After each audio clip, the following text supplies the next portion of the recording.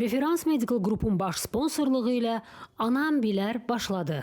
Salam, hər vaxtınız xeyir olsun. Referans Medical Group'un təqdim etdiyi Anam Bilər verilişinin növbəti buraxılışında xoş gördük hər birinizi. Bugün mütəxəssislərdən bizi maraqlandıran sualların cavabını almağa çalışdıq. Hazırsınızsa bu həftə yayımlayacağımız mövzu başlıqları ilə qısaca tanış olaq.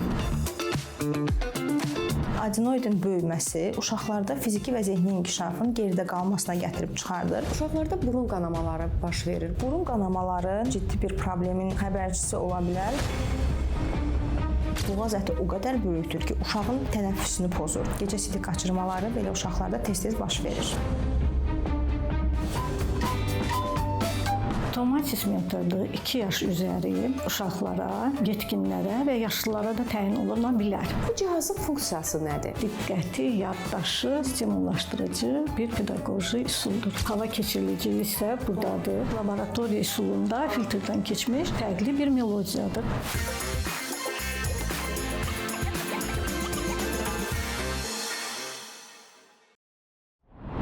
Bugün uşaqlarda adenoidin yaratdığı fəsadlardan danışacağıq. Bugünkü müsahibim Lor Hospitalın lor cərrahı doktor Dilşad Şadinskayadır. Xoş gördük Dilşad xanım, necəsiniz? Çox sağ olun, təşəkkür edirəm. Siz necəsiniz? Çox sağ olun, təşəkkür edirik. Çox sağ olun ki, dəvətimizi qəbul elədiniz. Adenoidin uşaqlarda yaratdığı fəsadlar nələrdir və nələrə səbəb ola bilər? Bildiyimiz kimi adenoid burunda yaranan, belə deyək, el arasında artıq ətdir. İlk öncə adenoidin böyüməyi uşaqlarda burun tənəffüsünü pozur. Burun tənəffüsünü pozduğuna görə burada gecələr ağzı açıq yatma, gecələr xoruldama bu kimi problemlər yaradır və bunun müqabilində bu uşaqlarda tez-tez burun axıntıları, tez-tez öskürəklər və tez-tez xəstələnmə baş verir. Bundan əlavə, yəni adenoidin böyüməsi uşaqlarda fiziki və zehni inkişafın geridə qalmasına gətirib çıxardır. Zehni inkişaf olaraq uşaqlarda yaddaş zəifliyi və qavrama problemləri yarana bilir. Bundan əlavə, uşaq ağzı açıq yatdıqca, xoruldadıqca üst çənə quruluşunda və dişləmdə problemlər yaranır. Diş sırası pozulur və burada bildiyimiz kimi adenoid sifət yaranır. Yəni alt çənənin və yaxud da ki üst çənənin deformasiyası baş verir. Bundan əlavə olaraq adenoidin böyüməsi uşaqlarda qulaqla burun arasında olan borunun, yəni Yevstah borusunun tıxanmasına gətirib çıxarır və burada seroz otit və yaxud da ki tez-tez irinli orta otitlərin yaranmasına gətirib çıxardır. Yəni qulaq otitlərini? Bəli. Bunlar uzun müddətli və tez-tez baş verdiyi zaman uşaqlarda eşitmə zəifliyinə qədər gətirib çıxardır. Bundan əlavə, yəni adenoidin böyüməsi uşaqlarda döş qəfəsinin deformasiyasına gətirib çıxarda bilər. Yəni döş qəfəsində batmalar yaranır və hətta elə uşaqlar vardır ki, gecə enurezi baş verir. Gecə enurezi ətraflara qədər təsir edə bilir. Gecə enurezi nədir? Yəni gecə sidik qaçırmaya gətirib çıxardır və bu uşaqlarda bunun yaranma səbəbi nədir? Gecə yatdığı zaman tam olaraq normal yuxuya getmədiklərinə görə ayıq yatırlar və bu zaman beyinə siqnal gedib çatmır. Ona görə də gecə sidik qaçırmaları belə uşaqlarda tez-tez baş verir. Bəs adenoidləri hansı yaşda əməliyyat elətdirmək daha doğrudur tibbi tərəfdən? Adenoidin əməliyyat olunmasına ilk öncə göstərişlər vardır. Yəni əgər bir göstərişimiz varsa, 1 yaşından sonra bu göstərişlərə uyğun olaraq hər yaşda əməliyyat edə bilərik. Aha, 1 yaşından sonra hər yaşda olar. Çünki bəzən uşaqlarda deyirlər ki, filan uşağın çəkisi azdır, onu əməliyyata almaq olmaz. Bəs o belə deyək, əvvəllər deyirdilər ki, uşaqlarda bu əməliyyatı 5 yaşından sonra etmək lazımdır. Amma artıq son dövrdə, son texnika, müasir dövrdə belə bir şey yoxdur. Uşağın çəkisi azdırsa, belə deyək, ümumi anesteziyanı o çəkiyə uyğun olaraq verilir və bayaq qeyd etdiyim kimi adenoid zaten uşaqlarda fiziki inkişafda geriləmə verdiyi üçün çəki azlığı olur, boy azlığı olur. Yəni bunların aradan qaldırılması üçün böyümüş adenoidin götürülməsi vacibdir. Belə deyək də, verdiyi zərərlər daha çoxdur. Nəinki o narkozun belə deyək təsiri və yaxud əməliyyatı. Adenoid əməliyyatı uzun sürən bir əməliyyat deyil. Hardasa 10-15 dəqiqə çəkir. Bəli. Yəni uşağın da aldığı ümumi anesteziya, dərmanlar o qədər də çox olmur və zaten müasir dərmanlardan istifadə olunduğu üçün, yəni bu narkozun əlavə təsirləri çox olmur.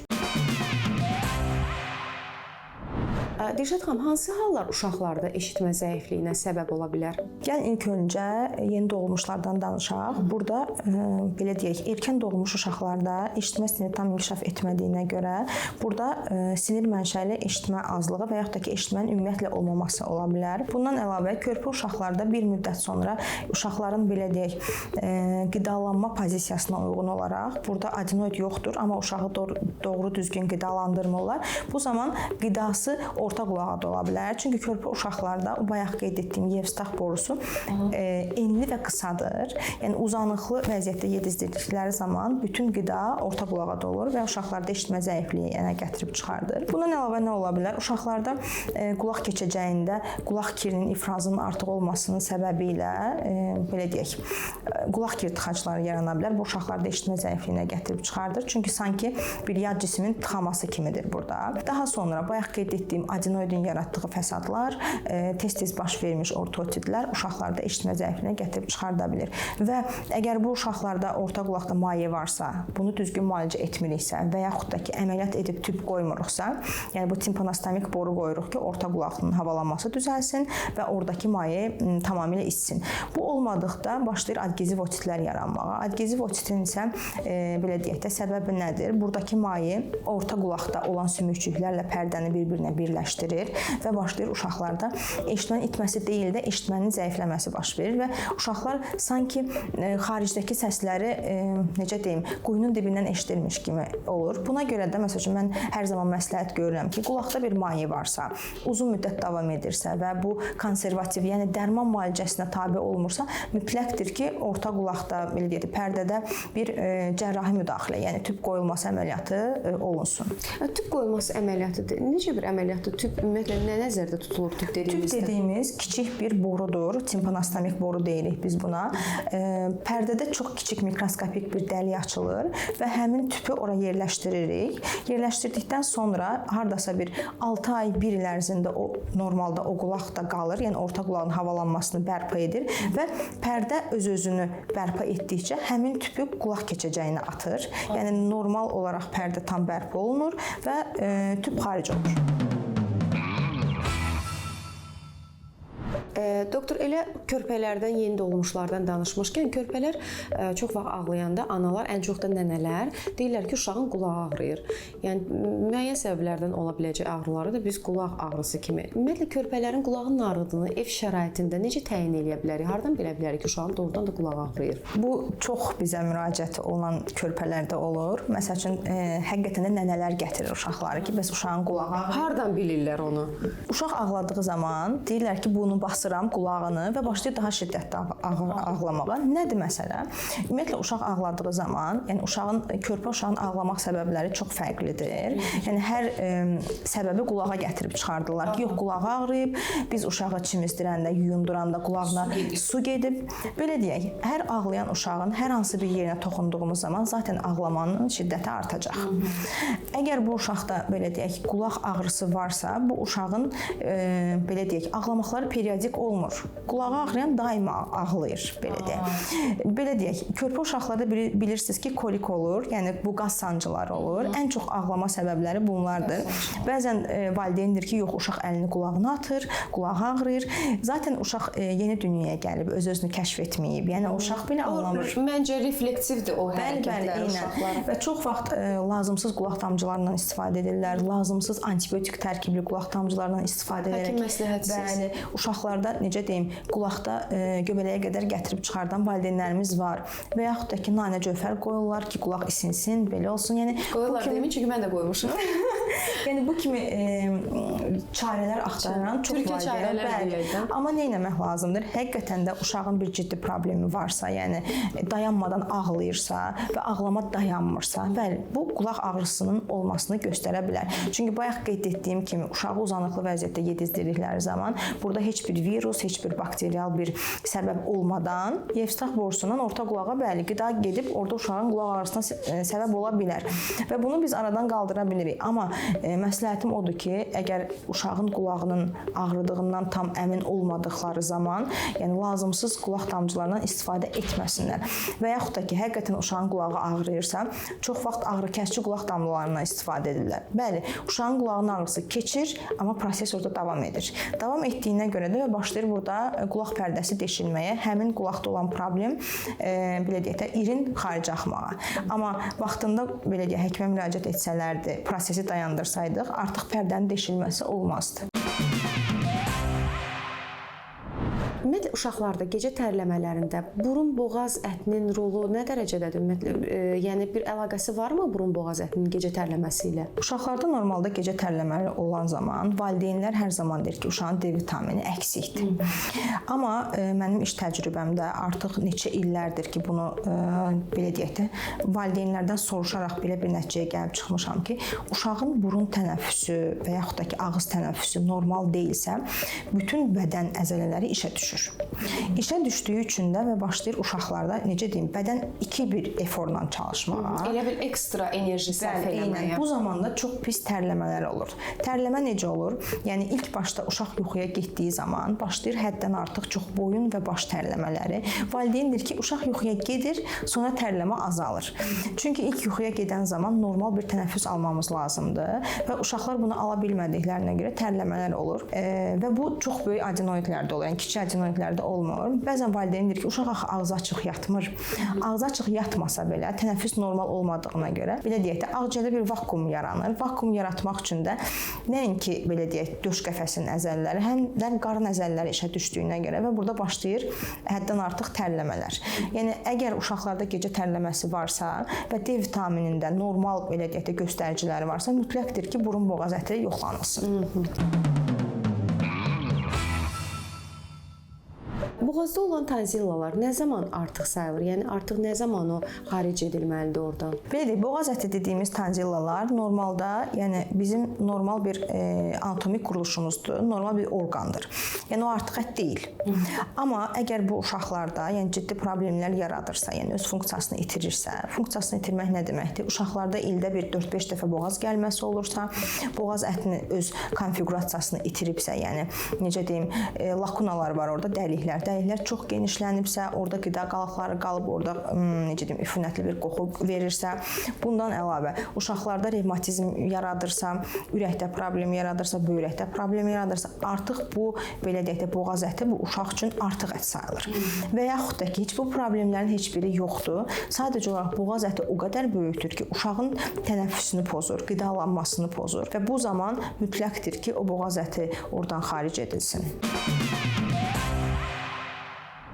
Uşaqlarda burun qanamaları baş verir. Bu nə zaman təhlükəli hesab olunur? Burun qanamaları normalda həm ciddi bir problemin xəbərçisi ola bilər və yaxud da ki, çox kiçik bir problemi valideyn gözündə çox böyüdə bilər. Normalda əksər hallarda, 99% hallarda uşaqlarda burun qanaması sırf burun ucu hissəsində yerləşən Kisselbach nöqtəsindən baş verir. Kisselbach zonası nədir? Burada bizim kapilyar yumaqcıqlarımızın çox yerləşdiyi bir hissədir. Burada uşaqda belə deyək, damar divarının zəifliyi ola bilər və yaxud da ki, evin çox istiliyindən belə deyək, burun sehli qışası tez-tez quruya bilər. Uşaqlarda burun qaysaqları yaranır. Tez-tez uşaq barmağını salaraq oranı yaralaya bilər və bunun nəticəsində də qanamalar baş verə bilər. Və valideyn çox həssas yanaşır belə vəziyyətlərdə ki, uşağın beynindən qan gəlir. Amma belə danışaq, uşağın əgər bir travması yoxdursa, uşağın beynindən heç vaxt burnundan qan gələ bilməz. Ümumiyyətlə qan gələn zaman təşviş halına keçmək lazım deyil. Adicə hidrogen peroksid dediyimiz 3%li hidrogen peroksidə bir pambığı batırıb buruna yerləşdirsək və sıxsaq burnu 5 dəqiqə o qanama durur. Amma bu qanama durmursa və dəfələrlə təkrarlanırsa, o zaman əlbəttə ki, mütləqdir ki, həkimə müraciət etsinlər. Biz nə edirik? İlk öncə baxırıq, buradakı problem nədən irəli gəlir və həmin kapilyarın böyüklüyündən, genişliyindən artıq biz müalicə metodumuzu seçirik. Burada nə olur? Ya konservativ, yəni dərman müalicəsi edirik və yaxud da ki, xüsusi kimyəvi yandırılma dediyimiz bir prosedurumuz var, yandırırıq. Əgər kimyəvi yandırılma da bir effekt vermirsə, bəli, o zaman əməliyyatda biz xüsusi alətlərlə həmin damarı tamamilə aradan qaldırıb, yəni belə deyək də, yandırıb qanamanı durdururuq. Boğaz ətinə fizioterapiyanın deyirlər ki, faydaları var. Hansı ki, mən də öz övladıma elətdirmişəm həmin proseduru və faydasını görməmişəm açığını deyim. Ümumiyyətlə, bir doktor kimi, bir lor kimi siz necə düşünürsünüz? Ümumiyyətlə, fizioterapiyanın boğaz ətinə bir faydası varmı? Ümumiyyətlə, boğaz ətində fizioterapevtik üsulların, yəni erkən dövrdə bir effekti ola bilər. Amma bu uşaqda artıq, belə deyək, damaq badamcıqları, tonzillalar öz funksiyasını itiribsə, etdiyimiz fizioterapiya sadəcə olaraq bir müddətlik remisiya dövrü yarada bilər. Remisiya dövrü nədir? Məsəl üçün ayda 2 dəfə gəlirdisə və yaxud da 2 aydan bir boğaz əti iltihablanırdısa, bu biraz uzun müddət çəkəcək. Yəni daha gec gələcək. Amma bu o demək deyil ki, o boğaz ətində olan problem aradan qalxıb. Çünki uşaq vaxtında belə deyək, sizin dediyiniz kimi fizioterapevtik üsullardan istifadə edən insanlar artıq 20, 30, 40 yaşında bizə əməliyyatla gəlirlər. Yəni əməliyyat üçün müraciət edirlər. Amma vaxtında əməliyyat olunsaydı, məsələn, böyük insanlarda boğaz ətinin əməliyyat sonraki dövrü daha ağır keçir, daha çətin olur onlar üçün, nəinki uşaq vaxtı olunan. Bundan əlavə də böyük yaşda olunan əməliyyatlarda artıq həmin insanın orqanizminə böyük zərərlər verir. Yəni artıq biz əməliyyat edirik ki, həmin insanda, uşaqda ağırlaşma olmasın.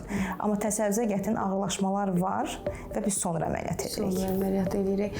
Bəs belə bir fikir də var ümumiyyətlə, bəzi tibb işçiləri arasında belə bir fikir var ki, həmin o boğaz badamcıqları deyirik, onlar kəsiləndən sonra bütün xaricdən olan mikrofilan hamısı boğazın daxilinə gedir. Bu nə dərəcədə doğru bir fikirdir? Baxın, əgər bizim boğaz ətimiz sağlamdırsa, bəli, bütün infeksiyaları götürür, zərərsizləşdirir, amma xəstələnmədən. Amma əgər o funksiyasını itiribsə, bütün zərərli orqanizmləri özünə qəbul edir, xəstələnir və orqanizmi xəstələndirir. Yəni normalda bir 5 yaşa qədər, 4 yaşa qədər o bizi qoruyursa, 5 yaşdan sonra funksiyasını itirmiş boğaz ətinin bizi nə qorumaq funksiyası var, bundan əlavə daha belə deyək də pis olaraq deyim ki, zərəri daha çoxdur, nəinki qorumağı. Çox sağ olun, təşəkkür eləyirik sizə bu gün ətrafında olğu müsahibə üçün. Çox sağ olun.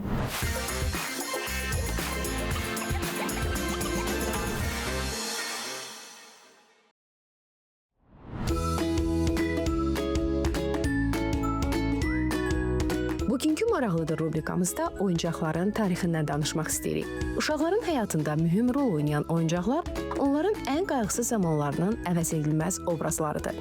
Bütün cizgi filmlərinin qəhrəmanları, eləcə də nağılların obrazlaşdırılmış gəlincikləri, personajları var. Müasir dövrdə hazırlanan digər müxtəlif oyuncaqların istifadə imkanları isə sərhəd tanımır. Həmin oyuncaqlar hətta bir çox hallarda böyüklərin də marağını cəlb edir. Bu ənənə isə ibtidai dövrdə müxtəlif əllə hazırlanmış oyuncaqlardan yadigardır. Lakin onlar indiki kimi yumşaq materiallardan deyil, daşdan hazırlanırdı. Doğrusu, dünyanın ən qədim oyuncağını təsbit etmək olduqca çətindir. Uzun illər ərzində müxtəlif arxeoloji qazıntılar zamanı ilk sayıla biləcək bir neçə oyuncaq aşkarlanıb. İndiyə qədər tapılanların ən qədimi sırasında 4000 il bundan əvvələ aid kuklabaşı da yer alır. Arxeoloqlar qazıntılar zamanı bu oyuncağı İtaliyanın Pantelleria adasındakı xarabalıqlarda aşkar ediblər. Əvvəlcə bu, dini mərasimlərdə istifadə edilmiş hər hansı heykəl başı hesab edilirdi. Lakin həmin xarabalıqda digər oyuncaq tipli miniatür əşyalara da rast gəlinir. Qədim oyuncaqların sırasında təxminən eramızdan 2500 il əvvələ aid olan yoyolar da məşhurdur. Yunanların icadı olan bu oyuncaq ilkin vaxtlarda əsasən ağacdan və ya metaldan hazırlanırdı. Oyuncaq ipi çəkməklə hərəkətə gətirilən zaman xüsusi diqqət cəlb edirdi. Hazırda da yoyolar müxtəlif növləri ilə uşaqların sevimli oyuncaqları kimi qalmaqdadır. İlk oyuncaq dükanı. Dünyanın ilk oyuncaq mağazasının tarixi 18-ci əsrdən başlayır. İngiltərədə yerləşən Hamleys ən qədim və ən böyük oyuncaqların satıldığı məkandır. William Hamlin'in yaratdığı mağaza ilk dəfə 1760-cı ildə Nuhun gəmisi adı ilə açılır. Dükan Londonu sayılıb seçilən səmtində yerləşdiyi üçün qısa müddətdə yüksək nüfuz qazanır. Williamın ölümündən sonra onun mülkiyyəti ailəsinə keçir. 1881-ci ildə mağazanın idarəçiliyini həyata keçirən Hamlin'in nəvələri ikinci filialı, yəni Joy Emporium adı ilə açırlar. Həmin vaxtlarda dükanda qatar, vaqon dəstləri, müxtəlif kuklalar və digər kiçik oyuncaqlar da satılırdı. Lakin 1901-ci ildə mağazanın ilki olan Nuhun gəmisində yanğın baş verir. Obyekt tamamilə kül olur. Sonralar isə oyuncaq aləminin yaradıcısının şərəfinə dəyişdirilərək adı Hamleys adlandırılmışdı. 1920-ci illər ərzində İngiltərədəki bir çox mağaza kimi Hamleysdə maliyyə problemləri ilə üzləşərək bağlanır. Bu hadisələrdən sonra şirkət Walter Lane tərəfindən xilas edilir. Mağaza Walter və qardaşlarının səyləri nəticəsində inanılmaz dərəcədə uğur qazanıb. Sonrakı illərdə səhmlər müxtəlif şəxslərə satılıb. Hazırda Hamleysin dünyada 170-dən çox filialı fəaliyyətdədir. Kolleksiyada isə 50 mindən çox oyuncaq növü müştərilərə təklif edilir. Barbie və Ken. Kukla deyəndə yəqin ki, hər kəsin ağlında ötən əsrdə məşhur olan Barbie canlanır. Bu gəlincik Alman komiksinin Lilli adlı personajı üzərində modelləşdirilib. Barbie'nin tam adı Barbara Millicent Roberts'tir. Belə adlandırılmasının səbəbi isə Mattel oyuncaq şirkətinin qurucusu Russ Handler'ın Barbie və Kenə qızı Barbara və oğlu Kennetinin adlarını verməsi olur. İlk dəfə Barbie 9 mart 1959-cu ildə ağqara zolaqlı çimərlik geyimində ictimaiyyətə təqdim edilir. Hazırda qiyməti baha olan kuklanın ilki $3 satılır.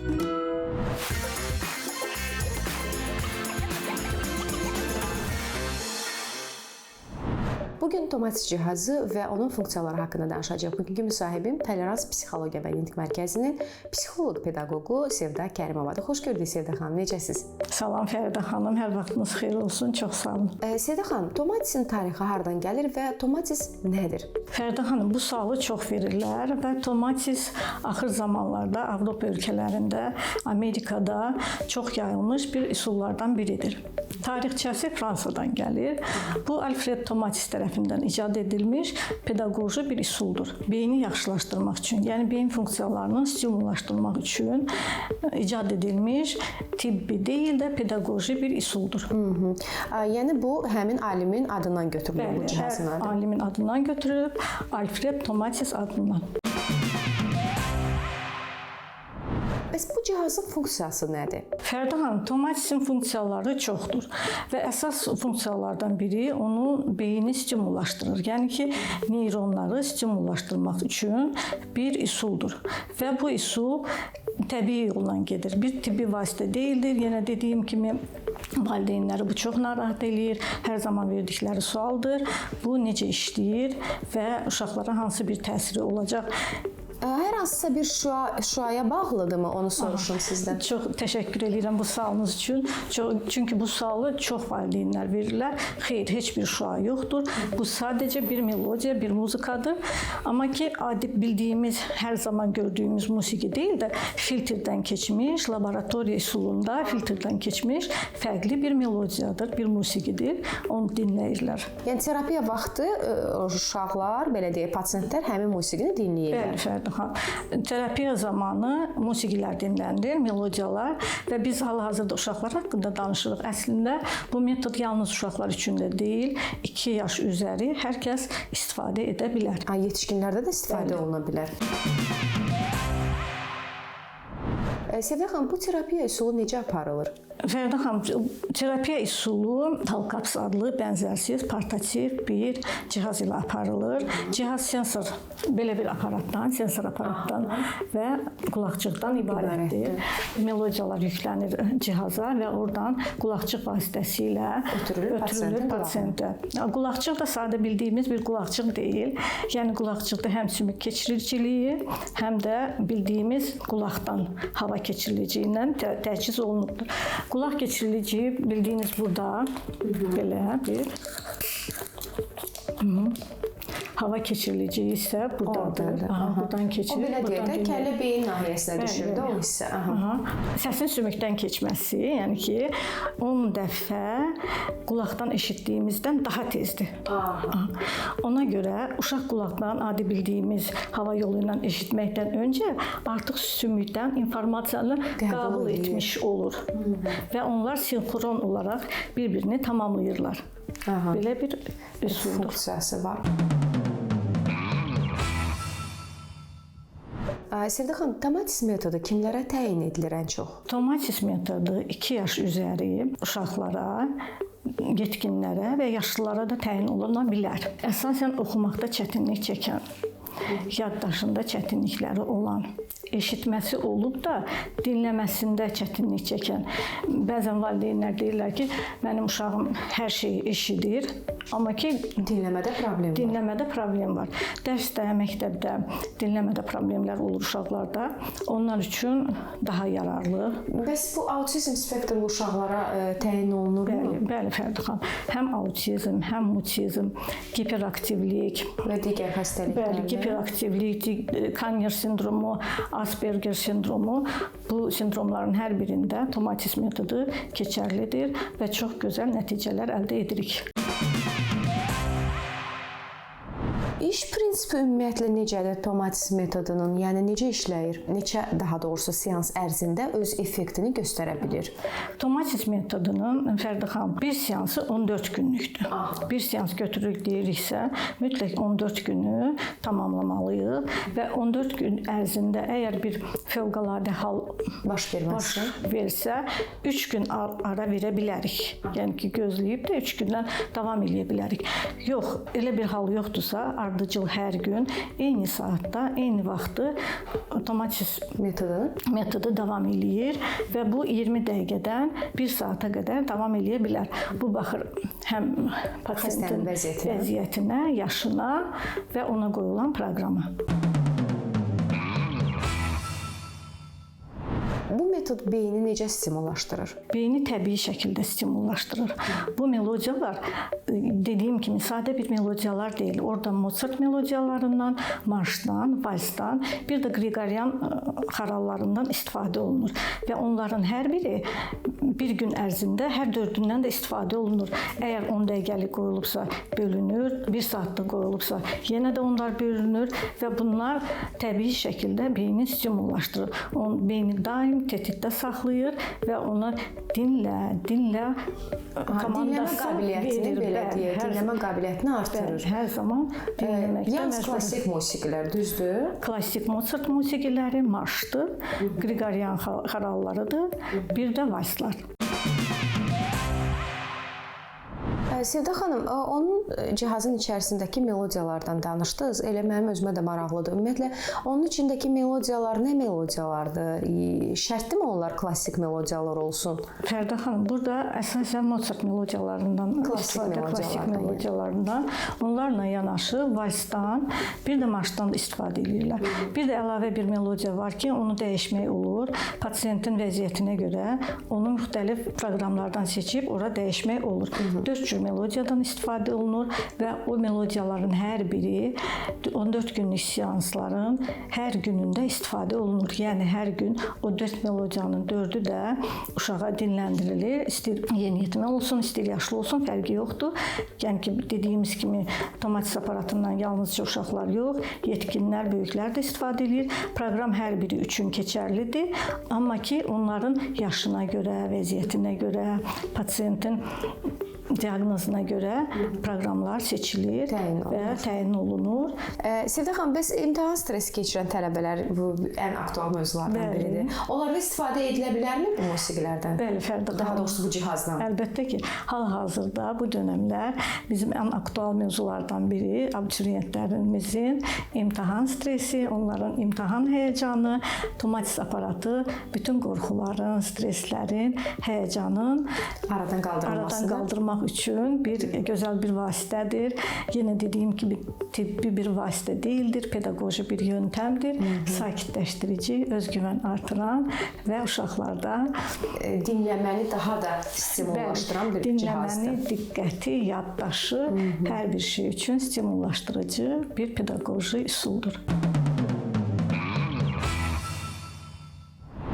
Sevda xanım, inklüziv təhsildə tomatis cihazının faydaları nələrdir? Fərdə xanım, inklüziv təhsil dedikdə biz 5 yaş üzəri uşaqlarda oxumaqda, anlamaqda, dinləməkdə və yadda saxlamaqda problemli uşaqlar haqqında danışırıq. Yəni bu uşaqların problemləri dislaliya, disqrafiya və disleksiyadır.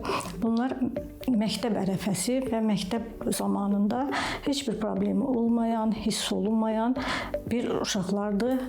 Hər tərəfli olurlar, onların dünya görüşləri çox olur, amma ki, oxumaqda və yadda saxlamaqda çətinlik çəkirlər.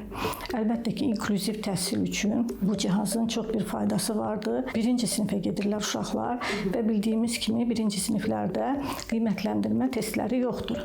Onlar əylənərək öyrənirlər və qiymətləndirmə olmadığı üçün 1-ci sinifi çox uğurla başa çatdırırlar.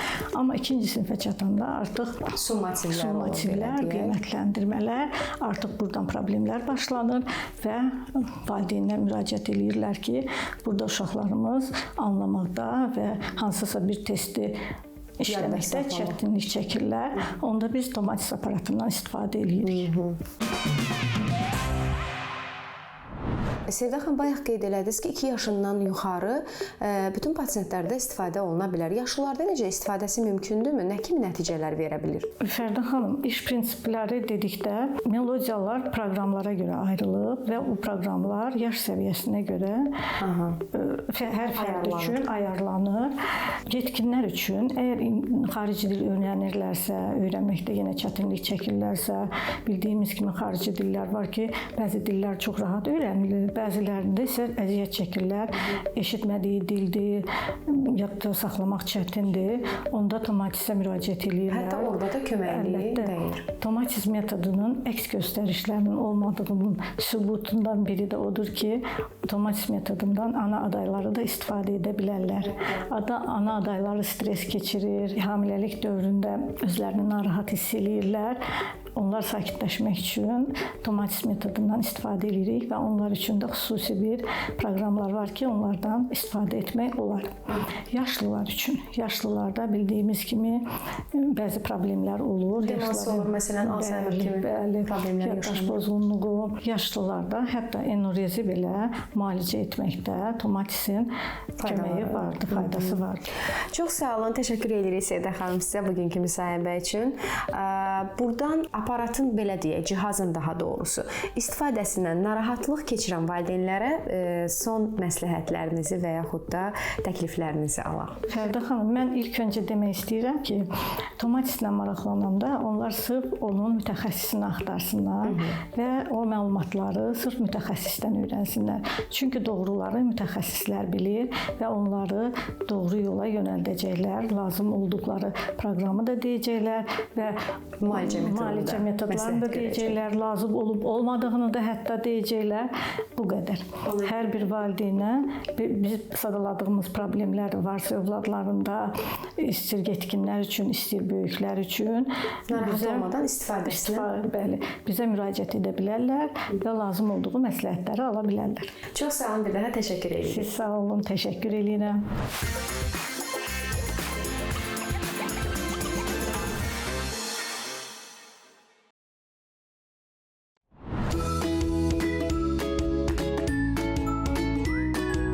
Bugünkü maraqlıdır rubrikamızda dünya üzrə baş verən maraqlı tibbi faktları səsləndirəcəm. Belə ki, ən yüksək bədən temperaturu 1980-ci ildə Amerika Birləşmiş Ştatlarının Georgia ştatında Will Jones adlı pasiyentdə qeydə alınıb. Xəstəxanaya daxil olarkən temperaturu 46,5 Selsi olub. Pasiyent 24 gündən sonra evə buraxılıb. Ən aşağı bədən temperaturu 23 fevral 1994-cü ildə Kanadada yaşayan 2 yaşlı Karl Kozlovskidə qeydə alınıb. Təsadüfən onların evlərinin qapısı bağlanır və uşaq 24 dərəcə soyuq havada 6 saat qalmalı olur. Bunun nəticəsində onun bədən temperaturu 14,2 Selsiyə enir. Müxtəlif əşyaları udma vərdişindən əziyyət çəkən 42 yaşlı bir qadının mədəsində 2533 yad cisim və 947 ədəd İngilis sancağı aşkar edilib. Buna baxmayaraq, qadın qarın nahiyəsində çox da güclü olmayan ağrıdan şikayət edilmiş. İnsanın mədəsindən xaric edilmiş ən ağır yad maddə 2 kiloqram yarım tük topası olub. Bu xəstəlik bezuar adlanır. Ən çox tabletka qəbul edən Zimbabvedən olan Kenner adlı şəxs olub. O 21 illik müalicə müddətində təxminən milyona yaxın həb qəbul edib. Böyük Britaniyalı Samuel Davidson ən çox iynə vurulan şəxs kimi tanınır. Bütün ömrü boyu ən azı 78.900 insulin inyeksiyası alıb. Ən çox əməliyyat keçirən şəxs Charles Yenisidir. 1954-1994-cü illər ərzində yeni törəmələrin ləğvi üçün 970 əməliyyat keçirmişdi. Ən uzun müddət davam edən əməliyyat yumurtalıq kistasını xaric edərkən aparılıb. Əməliyyat 96 saata sona çatıb. Ən uzun müddətli ürək dayanması Norveçdən olan balıqçı Jan Revstelda qeydə alınıb. Ürəyi 4 saat döyünməyən Jan süni qan dövranı aparatına qoşulduqdan sonra yaxşılaşıb. Avtomobil yarışlarının iştirakçısı David Perlin ən ağır yüklənməyə məruz qalan insandır. 1977-ci ildə keçirilən yarışda avtomobil qəzaya uğrayıb. 66 metr uzunluqlu yolda avtomobilin sürəti saatda 173 kilometrdən sıfıra enib. Yarışçının 29 sınıq, 3 çıxığı olub. Ürəyi isə 6 dəfə dayanıb. Rəqs edən ev Praqa. Bu ofis binası 1990-cı illərin ortalarında tikilib. O vaxtdan Çexiya paytaxtının ən populyar binası sayılır. Dekonstruktivizm üslubunda olan kompleks mimar Vlado Miloniç və Frank Gehry tərəfindən icad edilib. Ev sanki rəqs edən cütlüyü əks etdirən 2 silindrik güllədən ibarətdir. Hollywood ulduzları Ginger Rogers və Fred Astaire ən məşhur xoreografik duet sayıldığına görə bina zarafat sayağı Ginger və Fred adı alıb. Bu dinamik və cəsarətli tikili elə görünür ki, az qala indi rəqs etməyə başlayacaq. Kubik evlər, Rotterdam. 1970-ci illərdə Piet Blom sonradan Helmondda tikilən 2 ev icad edib. Zaman keçdikcə mimardan Rotterdam üçün maraqlı bir şey yaratmağa xahiş ediblər və maestro öz ideyasını ikinci dəfə istifadə etmək qərarına gəlib. Konsepsiyaya uyğun olaraq hər iki tikili özündə abstrakt ağacı əks etdirir və beləliklə bütün kompleks sanki bir meşədir. Binanın alt səviyyəsi yaşayış zonasıdır. Ortada yataq otağı və hamam yerləşir. Üst qatı əlavə yataq və qonaq otaqları kimi istifadə olunur.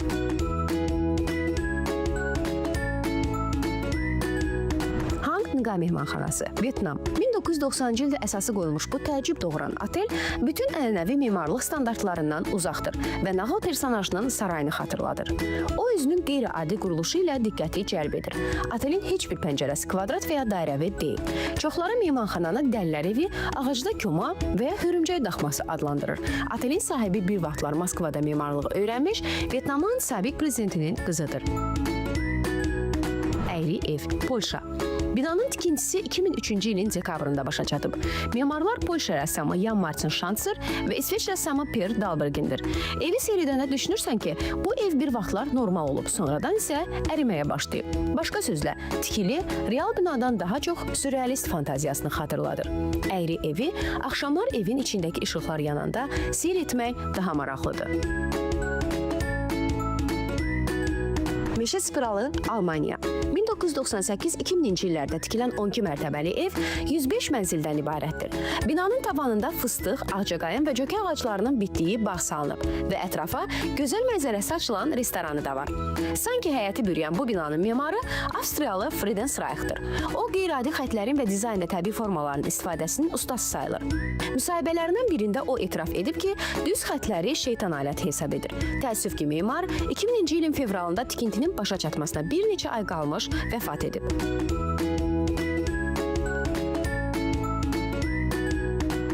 Galatsiya Figueras və ya Dali Muzeyi, İspaniya. Yəqin ki, bu dünyanın ən tanınmış qeyri-adi binalarından biridir. Sürrealistik kompleksin dizaynı ilə rəssam Salvador Dali məşğul olub. Tikilinin ən əsas xüsusiyyəti yumurtalardır. Məhz onları maestro həyatın rəmzi hesab edib və məhz onların iri surətini tikilinin bütöv perimetri üzrə quraşdırıb. Evin özünə gəldikdə isə ilk olaraq orada 19-cu əsrin ortalarında inşa edilmiş şəhər teatrı yerləşib. Dali Muzeyi isə 1974-cü ildə açılıb və o vaxtdan Kataloniyanı ziyarət edən əksər turistlərin ekskursiya proqramına daxildir. Ferdinand Cheval'ın sarayı və ya İdeal saray, Fransa. Bu təcrübli kompleks cəmi bir insan tərəfindən tikilib. Özü də mimar deyil, adi paçtalyon tərəfindən. Bu Ferdinand Cheval'dır. Öz qəribə törəməsinə o 33 il vaxt sərf edib. Müəllifin fikrincə, o arzusu və iradəsinin gücü hesabına layihəsini gerçəkləşdirə bilib. Cheval İncil və Hinduist motivlərindən ilham alıb. Sarayın həyətində müxtəlif ilahilərin, zəvvarların və məbədlərin heykəllərini görmək mümkündür. Bundan əlavə, bina güllə və fəvarələrlə bəzədilib. Kompleks tam haqqı ilə sadəlövh mimarlığın nümunəsi sayılır.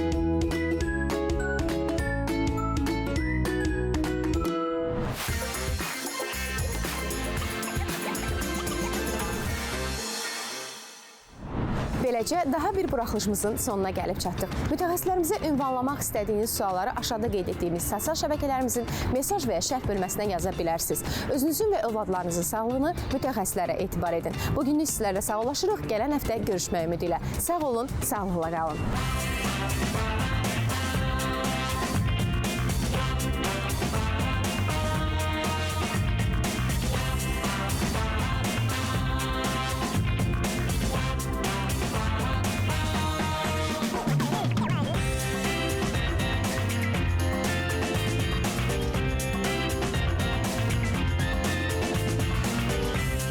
Referans Medical Group'un baş sponsorluğu ilə Anam bilər bitdi.